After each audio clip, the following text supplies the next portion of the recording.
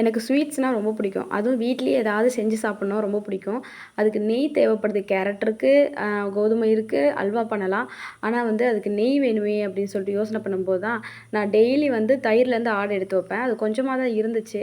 சரி பரவால்ல, இத வந்து உரிக்கிடலாம் அப்படின்னு சொல்லிட்டு, மிக்ஸி ஜார்ல அத அப்படியே மாத்திட்டு, கொஞ்சமா தண்ணி ஊத்தி, ஒரு ஓட்டு ஓட்டி எடுத்துட்டு 2 தடவ தண்ணி மாத்தி மாத்தி விஸ்க் வச்சு சுத்திக்கிட்டே இருந்தா அப்படியே வெண்ணெய் வந்து பிரிஞ்சு வந்துருச்சு.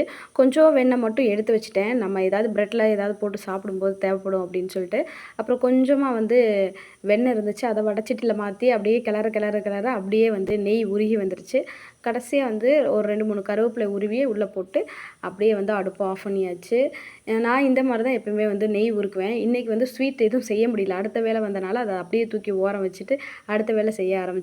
எனக்கு ஸ்வீட்னாவே ரொம்ப பிடிக்கும். ஏதாவது ஸ்வீட் சாப்பிட்டுட்டே இருக்கணும்னு நெனைப்பேன்.